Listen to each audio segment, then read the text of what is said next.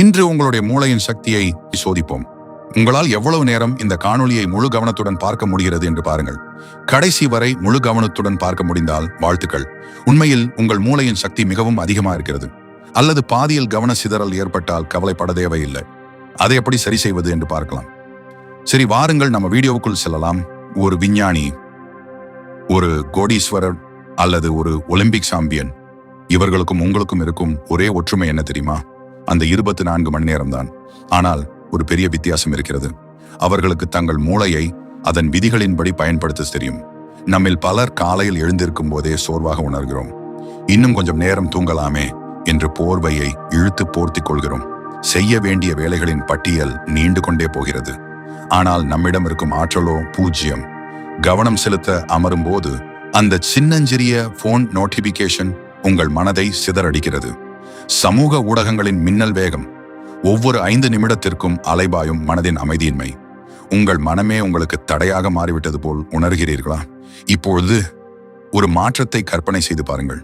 நீங்கள் புத்துணர்ச்சியுடன் எழுகிறீர்கள். உங்கள் மனம் ஒரு கண்ணாடி போல தெளிவாக இருக்கிறது.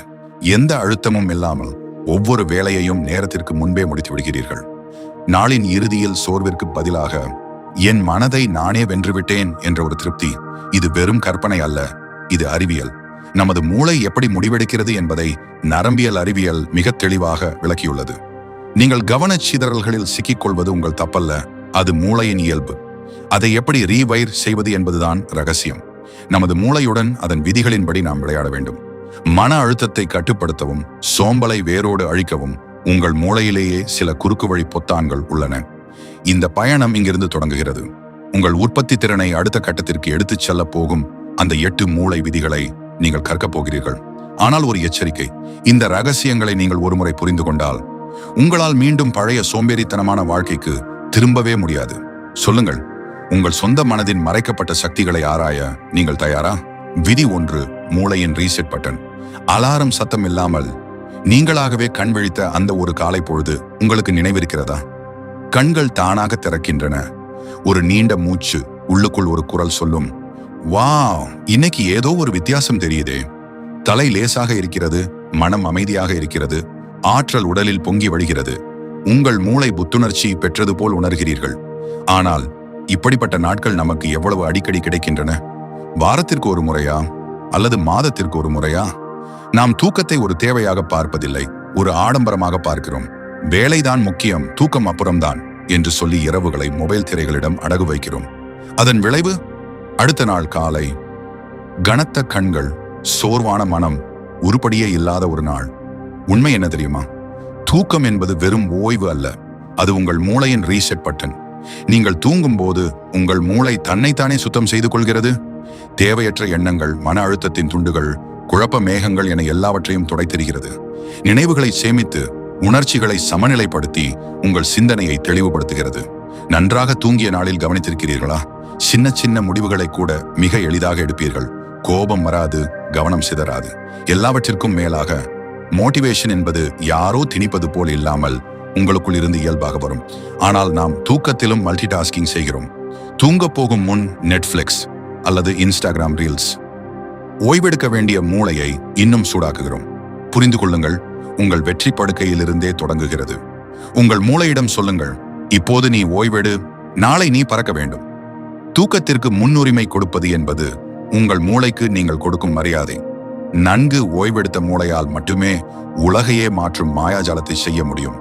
இன்றிரவு தாமதமாக இணையத்தில் உலாவத் தோன்றும் போது உங்களையே ஒரு கேள்வி கேட்டுக்கொள்ளுங்கள், இந்த சில நிமிட தூக்கமின்மை நாளைய என் கனவுகளை திருடிவிடுமா? முடிவு உங்கள் கையில். உங்கள் மூளையை தூங்க வைக்கப் போகிறீர்களா அல்லது எரிக்கப் போகிறீர்களா? விதி 2, உடலை அசைத்து மனதை கூர்மையாக்கு. சில நேரங்களில் உங்கள் மனம் ஒரு மூடுபனிக்குள் சிக்கியது போல் உணர்கிறீர்களா? எண்ணங்கள் ஒவ்வொன்றும் மெதுவாக நகர்கின்றன. வேலை செய்ய நினைத்தால் கவனம் சிதறுகிறது. படிக்க நினைத்தால் வார்த்தைகள் புரிய மறுக்கின்றன. யாரிடமாவது பேசினால் கூட பதில்கள் ஏதோ ஒரு இயந்திரத்திடம் இருந்து வருவது போலவே இருக்கும். உள்ளுக்குள் ஏதோ ஒரு பாரம், ஒரு விசித்திரமான மந்த நிலை. அப்போது நாம் என்ன செய்கிறோம்? ஒரு தேநீர் குடிக்கிறோம் அல்லது போனை எடுத்து சமூக ஊடகங்களுக்குள் மூழ்குகிறோம். ஆனால் ஆழமாக நமக்கே தெரியும், இவை எதுவுமே தீர்வு அல்ல என்று. இப்போது ஒரு மாற்றத்தை கற்பனை செய்யுங்கள். அதே மந்தமான நிலை ஆனால் இப்போது நீங்கள் ஒரு 20 நிமிடம் விறுவிறுப்பாக நடக்கிறீர்கள் அல்லது ஒரு எளிய உடற்பயிற்சி செய்கிறீர்கள். உங்கள் சுவாசம் வேகமெடுக்கிறது, இதயம் படபடக்கத் தொடங்குகிறது. இப்போது கவனியுங்கள், உங்கள் மனதை மூடியிருந்த அந்த மேகம் மெல்ல விலகத் தொடங்குவதை உணர்கிறீர்களா? இது மாயாஜாலம் அல்ல, இது உடலுக்கும் மூளைக்கும் இடையே இருக்கும் ஆதிகால தொடர்பு. உங்கள் உடல் இயங்கும் போது உங்கள் மனம் விழித்தெழுகிறது. உடற்பயிற்சி என்பது தசைகளுக்கானது மட்டுமல்ல, அது உங்கள் மனதிற்கான எரிபொருள். ஒவ்வொரு முறை நீங்கள் வியர்க்கும் போதும் உங்கள் மூளை டோபமைன் மற்றும் செரோடோனின் போன்ற வேதிப்பொருட்களை தெளிக்கிறது. இவைதான் உங்களை மகிழ்ச்சியாகவும் கவனத்துடனும் வைக்கின்றன. நீங்கள் உட்கார்ந்து சிந்திப்பதை விட நடந்து கொண்டே சிந்திக்கும் போது புதிய யோசனைகள் பிறப்பதை கவனித்திருக்கிறீர்களா? உடல் அசைவு உங்கள் எண்ணங்களை சீரமைக்கும் ஒரு தாளத்தை உருவாக்குகிறது. ஆனால் நவீன வாழ்க்கை நம்மை உட்கார்ந்திருக்கும் இயந்திரங்களாக மாற்றிவிட்டது. நாற்காலி, சோபா, கார் இருக்கை என நமது அடையாளமான அந்த ஆற்றல் மெல்ல வாடிவிடுகிறது. உடற்பயிற்சி என்பது ஜிம்மிற்கு போவது மட்டுமல்ல, அது உங்கள் மூளைக்கு ஆக்சிஜன் ஊட்டுவது. இன்று நான் ஒரு 10 நிமிடம் நடக்கிறேன். இந்த ஒரு வரி உங்களை ஒரு புதிய உலகிற்கு அழைத்துச் செல்லும். அங்கு தெளிவும் தன்னம்பிக்கையும் உங்கள் இயல்பான குணமாக மாறும். உற்பத்தி திறனுக்கான திறவுகோல் உங்கள் உடலுக்குள்ளே இருக்கிறது. அடுத்த முறை உங்கள் மனம் மந்தமாகும் போது அல்லது ஒருவேளை சுமையாக தோன்றும் போது உங்களையே கேட்டுக்கொள்ளுங்கள், நான் அப்படியே உட்கார்ந்திருக்க போகிறேனா அல்லது எழுந்து நடக்கப் போகிறேனா? ஏனென்றால் சில நேரங்களில் நீங்கள் எடுத்து வைக்கும் அந்த ஒரு சின்ன அடி உங்கள் முழு வாழ்க்கையுமே மாற்றிவிடும். விதி 3, சிதறாத கவனம். ஒரே நேரத்தில் 5 விஷயங்கள். ஒரு கையில் போன், மறு கையில லேப்டாப், காதில் ஏதோ ஒரு யூடியூப் வீடியோ, மூளையின் ஒரு மூளையில நேற்றைய சண்டையின் ரீப்ளே. நான் ரொம்ப பிஸியா இருக்கேன் என்று உங்களுக்கே நீங்கள் சொல்லிக் கொள்கிறீர்கள். ஆனால் நாள் முடிவில் அமைதியாக யோசிச்சு பாருங்கள், இன்னைக்கு உருப்படியா என்ன செஞ்சேன்? பதில், நிறைய செய்ய முயற்சி செஞ்சேன், ஆனா எதையுமே முடிக்கல. இதுதான் மல்டிடாஸ்கிங் நமக்கு தரும் போலி ஆறுதல். உண்மையில் உங்கள் மூளை ஒரே நேரத்தில் பல வேலைகளை செய்வதில்லை. அது ஒவ்வொரு 10 வினாடிக்கும் ஒரு பணியிலிருந்து இன்னொரு பணிக்கு தாவுகிறது. ஒவ்வொரு முறை தாவும் போதும் உங்கள் மூளையின் ஆற்றல் வற்றி போகிறது. கவனம் என்பது ஒரு ஆடம்பரம் அல்ல, அது ஒரு சூப்பர் பவர். உங்கள் மனம் ஒரே ஒரு பணியில் மட்டும் குவியும் போது உங்கள் மூளை அலைகள் ஒரு லேசர் கற்றை போல மாறுகின்றன. அங்கே படைப்பாற்றல் வெடித்து சிதறுகிறது, தெளிவு பளிங்கு போல மின்னுகிறது, நேரம் பறப்பதே தெரியாது. இதைத்தான் டீப் ஒர்க் என்கிறோம். ஆனால் இந்த உலகம் உங்களை துண்டிக்க துடிக்கிறது. ஒவ்வொரு நோட்டிபிகேஷன் சத்தமும் உங்கள் சிந்தனையை சிதைக்கிறது. குறுகிய வீடியோக்கள், குறுகிய எண்ணங்கள், குறுகிய கவனம், இறுதியில் கிடைப்பது என்னமோ குறுகிய வெற்றிதான். கற்பனை செய்து பாருங்கள், ஒரு நாளில் ஒரே ஒரு வேலை, முழுமையான அர்ப்பணிப்பு, நீங்களும் அந்த பணியும் மட்டுமே. அந்த வேலையின் தரம் எப்படி இருக்கும்? அந்த அமைதியான ஆழத்தில் நீங்கள் எட்டும் உயரம் எவ்வளவு தெரியுமா? இது ஒரு சாத்தியமற்ற காரியம் அல்ல, இது ஒரு முடிவு. உங்கள் மனம் சலிப்படையும், கவனச்சிதறலை தேடும். ஆனால் அந்த தருணத்தில் நீங்கள் நிலைத்து நின்றால் ஒரு புதிய உலகத்தை காண்பீர்கள். அங்கே உங்கள் செயல்கள் சக்தி வாய்ந்தவையாக இருக்கும். குறைந்த நேரத்தில் அதிக தாக்கத்தை உங்களால் ஏற்படுத்த முடியும். அடுத்த முறை ஒரு வேலையை தொடங்கும் போது உங்களையே கேட்டுக்கொள்ளுங்கள், நான் இதில் முழுமையாக இருக்கிறேனா? பதில் இல்லை என்றால் 1 நிமிடம் நிறுத்துங்கள், ஆழமாக மூச்சு இழுங்கள், அந்த ஒரு விஷயத்தில் மட்டும் குவியுங்கள். ஏனென்றால் நீங்கள் ஒரு வேலையில் 100% கவனம் செலுத்தும் போதுதான் நீங்கள் சாதாரண மனிதரிலிருந்து அசாதாரணமானவராக மாறத் தொடங்குகிறீர்கள். விதி 4, மன அழுத்தம். உங்களை கட்டுப்படுத்தும் முன் அதை கட்டுப்படுத்துங்கள். வெளியே அமைதியாக அமர்ந்திருப்பீர்கள், ஆனால் உள்ளே ஒரு புயல் சீறிக்கொண்டிருக்கும். சுவாசம் வேகம் எடுக்கும், இதயம் படபடக்கும். ஏதோ ஒரு தெரியாத பயம் உங்களை சூழ்ந்து கொள்ளும். ஏதோ ஒன்று தவறாக நடக்கப் போகிறது என்ற எண்ணம். இதுதான் மன அழுத்தம். இதுல கொடுமை என்ன தெரியுமா? இது மெல்ல மெல்ல வந்து நம்மோடு வாழ பழகிவிடும். இன்னைக்கு கொஞ்சம் வேலை ஜாஸ்தி, கொஞ்சம் டயர்டா இருக்கேன் என்று நாமே சமாதானம் சொல்லிக் கொள்வோம். ஆனால் மன அழுத்தம் ஒருபோதும் அமைதியாக இருப்பதில்லை. அது உங்கள் சிந்தனையை மெதுவாக்கும், உங்கள் முடிவுகளை பயத்தால் நிரப்பும்.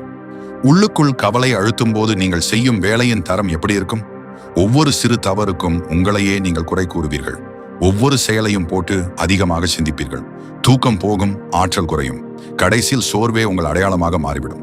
ஆனால் மன அழுத்தம் ஒரு எதிரி அல்ல, அது ஒரு சிக்னல். உங்கள் வாழ்க்கையில் ஏதோ ஒன்று சமநிலையில் இல்லை என்று உங்கள் மூளை உங்களுக்கு சொல்லும் எச்சரிக்கை மணி அது. அந்த சத்தத்திற்கு செவிசாய்க்க கற்றுக்கொள்ளுங்கள். புறக்கணிக்காதீர்கள், நிர்வகிக்க தொடங்குங்கள். முதல் படி, ஒரு கணமெல்லாம் நிறுத்துங்கள். போன் வேண்டாம், பேச்சு வேண்டாம். ஆழமாக மூச்சை இழுங்கள். உங்கள் மனதிற்கு இப்போது என்ன தேவை? சில நேரங்களில் ஒரு சின்ன இடைவெளி தேவைப்படலாம், சில நேரங்களில் நான் தனியாக இல்லை என்ற உறுதி தேவைப்படலாம். உடல் இயங்கினால் உணர்ச்சிகளும் பாயும். ஒரு சின்ன நடைபயிற்சி செய்யுங்கள். திறந்த வெளியில் சில நிமிடங்கள் செலவிடுங்கள்.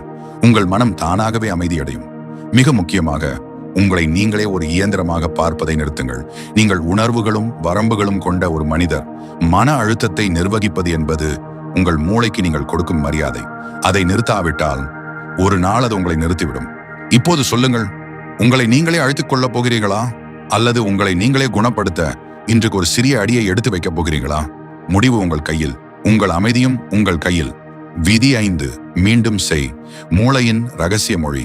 ஒரு முக்கியமான விஷயத்தை படிக்கிறீர்கள் அல்லது ஒரு சூப்பரான ஐடியாவை கேட்கிறீர்கள். வாவ், இது செமையா இருக்கே என்று தோன்றுகிறது. ஆனால் தேவைப்படும் நேரத்தில் அது நினைவுக்கு வருகிறதா? சட்டென்று உங்கள் மனம் பிளாங்க் ஆகிவிடுகிறதா? எனக்கு ஞாபக சக்தி கம்மி போல என்று உங்களையே நீங்கள் நொந்து கொள்கிறீர்கள். ஆனால் அது உண்மை அல்ல. உங்கள் மூளை தகவல்களை கேட்பதாலோ பார்ப்பதாலோ மட்டும் சேமிப்பதில்லை. நமது மூளை ஒரு தசை போன்றது. ஒரு முறை ஜிம்முக்கு போனதால் மட்டும்தான் 6 பேக் வரும். எல்லோருக்கும் 6 பேக் வந்து விடாது. நினைவாற்றல் என்பது திரும்ப திரும்ப செய்வதால் வருவது. உங்களுக்கு பிடிக்காத பாடல் கூட உங்கள் நாவில் எப்படி நிற்கிறது? நீங்கள் அதை மனப்பாடம் செய்யவில்லை, ஆனால் திரும்ப கேட்டீர்கள், உணர்ந்தீர்கள், உள்வாங்கினீர்கள். அது உங்கள் மனதின் ஒரு பகுதியாகவே மாறிவிட்டது. ஆனால் இன்றைய பிரச்சனை என்ன தெரியுமா? நாம் தகவல்களை உட்கொள்கிறோம், ஆனால் மீண்டும் செய்வதில்லை. ஒரு நல்ல வீடியோவை பார்க்கிறோம், உத்வேகம் அடைகிறோம். அடுத்த வினாடியே அடுத்த ரீல் நோக்கி விரலை தள்ளுகிறோம். இதனால் தான் மோட்டிவேஷன் கிடைத்தும் நம்மால் மாற முடியாமல் இருக்கிறது. திரும்ப செய்வது சலிப்பூட்டும் வேலை அல்ல. அதுதான் மூளையின் மொழி. ஒரு விஷயத்தை நீங்கள் மீண்டும் மீண்டும் சொல்லும் போது, எழுதி வைக்கும் போது, உங்கள் மூளை அதற்கு முன்னுரிமை அளிக்கிறது. இதுதான் உங்கள் பழக்க வழக்கங்களை உருவாக்குகிறது, உங்கள் அடையாளத்தை வடிவமைக்கிறது. ஆரம்பத்தில் இது கஷ்டமாக இருக்கலாம், உங்கள் மனம் எதிர்க்கலாம். ஆனால் விடாமல் செய்யுங்கள். அந்த புதிய எண்ணங்கள் உங்கள் ஆழ்மனதில் ஊடுருவும் போது உங்கள் தெளிவையும் வேகத்தையும் கண்டு நீங்களே வியப்படைவீர்கள். அடுத்த முறை ஒரு நல்ல எண்ணம் தோன்றினால் அதை அப்படியே கடந்து போக விடாதீர்கள். அதை பற்றி கொள்ளுங்கள். மீண்டும் சொல்லுங்கள். ஏனென்றால் நீங்கள் எதை பற்றி திரும்ப சிந்திக்கிறீர்களோ அதுவாகவே நீங்கள் மாறுகிறீர்கள். விதி 6. காட்சியின் வலிமை. புஸ்தகத்தில் படித்த ஒரு வரி சில நாட்களில் மறந்து போயிருக்கலாம். ஆனால் ஒரு வார்த்தை கூட பேசாமல் உங்களை ஆழமாக நெகிழச் செய்த ஒரு புகைப்படம் உங்களுக்கு இன்னும் நினைவிருக்கிறதா? இதுதான் காட்சிகளின் நிஜமான சக்தி. நமது மூளை வார்த்தைகளை விட படங்களை 60,000 மடங்கு வேகமாக புரிந்து கொள்கிறது. நீங்கள் ஒரு படத்தை பார்க்கும்போது நிறம், உணர்ச்சி, அர்த்தம் என அனைத்தையும் ஒரே வினாடியில் மூளை உள்வாங்குகிறது. எழுத்துக்களை படிக்க மூளை கடினமாக உழைக்க வேண்டும். ஆனால் காட்சிகள் நேரடியாக உங்கள் இதயத்திற்கும் மனதிற்கும் செல்கின்றன. இதனால் தான் நீண்ட கட்டுரையை விட ஒரு சின்ன இன்போகிராபிக் நமக்கு உடனே புரிகிறது. கற்றல் காட்சிகளோடு சேரும்போது அது சலிப்பானதாக இருக்காது. அது ஒரு அனுபவமாக மாறுகிறது. யோசித்து பாருங்கள், குழந்தைகளின் புத்தகங்களில் ஏன் படங்கள் இருக்கின்றன? ஆனால் வளர வளர அந்த பழக்கத்தை நாம் இழந்து விட்டோம். அதனால் தான் இன்றைக்கு நமது கற்றல் சலிப்பான ஒன்றாக மாறிவிட்டது. இப்பொழுது ஒரு மாற்றத்தை கற்பனை செய்யுங்கள். உங்கள் சிந்தனையில் காட்சிகளை இணைத்தால் என்ன? Mind maps, colour coded notes, யோசனைகளை வரைந்து பார்ப்பது. இவை உங்கள் மூளையை முழுமையாக ஈடுபடுத்தும். நீங்கள் வெறும் அறிவால் மட்டுமல்ல, உங்கள் கற்பனையாலும் சிந்திக்கத் தொடங்குவீர்கள். மூடுபனியில் ஒரு பாதை தெளிவாக தெரிவதைப் போல காட்சிகள் உங்களுக்கு தெளிவை தரும். உங்கள் இலக்கை ஒரு படமாக மாற்றி உங்கள் கண் முன்னே வையுங்கள். அது வெறும் கனவாக இருக்காது. நீங்கள் ஏன் தொடங்கினீர்கள் என்பதை ஒவ்வொரு நொடியும் நினைவூட்டும் ஒரு யதார்த்தமாக மாறும். ஒன்று உணரப்படும் போது அது ஒருபோதும் மறக்கப்படுவதில்லை. அனைவரும் தகவல்களை தேடி ஓடும் இந்த வேகமான உலகில் யார் அந்த தகவலை தன் மனக்கண்ணில் காண கற்றுக்கொள்கிறார்களோ அவர்களே வெற்றியாளர்களாக முன்னேறி செல்கிறார்கள். முடிவு உங்களுடையது. நீங்கள் வெறுமனே படிக்கப் போகிறீர்களா, அல்லது அதை பார்த்து உணர்ந்து உங்கள் வாழ்வின் ஒரு அங்கமாக மாற்றப் போகிறீர்களா? விதி 7. உணர்ச்சிகளே செயல்களின் இயந்திரம். நாம் ஏற்றுக்கொண்டாலும் சரி, இல்லாவிட்டாலும் சரி, நமது ஒவ்வொரு முடிவும் உணர்ச்சிகளின் அடிப்படையிலேயே அமைகின்றன. நமது இலக்குகள், நமது உழைப்பு, இவை வெறும் தர்க்கத்தால உருவானவை அல்ல. இவை உணர்ச்சிகளால் உந்தப்படுபவை. யோசித்து பாருங்கள். ஒரு வேளையில் உங்கள் இதயம் இணைந்திருந்தால் சோர்வே தெரியாமல் இரவெல்லாம் உழைப்பீர்கள். ஆனால் விருப்பம் இல்லை என்றால் அதே வேளை ஒரு பெரும் சுமையாக தோன்றும். ஒழுக்கமாக இரு, நேரத்தை வீணாக்காதே என்று மூளை 1000 முறை சொன்னாலும் உள்ளுக்குள் அந்த உந்துதல் ஏன் பிறப்பதில்லை? ஏனென்றால் அங்கே தர்க்கம் இருக்கிறது, ஆனால் உணர்ச்சி இல்லை. ஒரு இலக்குடன் உங்களுக்கு உணர்வு பூர்வமான தொடர்பு இல்லை என்றால் அது வெறும் ஒரு டு லிஸ்ட் மட்டுமே. தன் குழந்தைக்காக இரவு முழுவதும் விழித்திருக்கும் ஒரு தாய், நாட்டிற்காக உயிர் துறக்கும் ஒரு சிப்பாய், கலையோடு கலக்கும் ஒரு கலைஞன். இவர்களை இயக்குவது எது? அங்கே ஒரு ஆழமான உந்துதல் இருக்கிறது, ஒரு தனிப்பட்ட அர்த்தம் இருக்கிறது. உணர்ச்சிகள் உங்களுக்குள் உறங்கி கிடக்கும் பேராற்றலை தட்டி எழுப்புகின்றன. ஒருவேளை உங்களுடையது என்று நீங்கள் உணரத் தொடங்கும் போது உள்ளுக்குள் ஒரு தீப்பொறி உருவாகிறது. அந்த தீ உங்களை தடுக்க முடியாத ஒரு சக்தியாக மாற்றுகிறது. நமது தவறு என்ன தெரியுமா? நான் இதை செய்தே ஆக வேண்டும் என்று நமக்கு நாமே கட்டளையிடுகிறோம். ஆனால் ஏன் இதை செய்ய வேண்டும் என்ற உணர்வு பூர்வமான காரணத்தை தேடுவதில்லை. உங்கள் ஒவ்வொரு செயலுக்கும் பின்னால் ஒரு கதை இருக்க வேண்டும். அது மகிழ்ச்சியாகவோ வலியோ அல்லது உங்கள் பெருமையோ ஏதோ ஒரு உணர்வு அங்கே இருக்க வேண்டும். இதயம் ஈடுபடும் போது மனம் தானாகவே இணையும். அடுத்த முறை நீங்கள் ஒரு வேலையை தள்ளி போடும்போது இதை செய்ய வேண்டுமா என்று கேட்காதீர்கள். மாறாக, இந்த வேலையோடு என் இதயம் எப்படி இணைந்திருக்கிறது என்று கேளுங்கள். ஏனென்றால் பகுத்தறிவு இதயத்திலிருந்து வரும்போது அந்த செயல் ஒருபோதும் நிற்பதில்லை. விதி 8 ஓய்வு மீண்டெழுவதற்கான வலிமை. நாம் மனிதர்கள், இயந்திரங்கள் அல்ல. ஆனால் நாமோ நிற்காமல் சோர்வடையாமல் ஓடிக்கொண்டே இருக்க வேண்டும் என்று நம்மை நாமே கட்டாயப்படுத்திக் கொள்கிறோம்.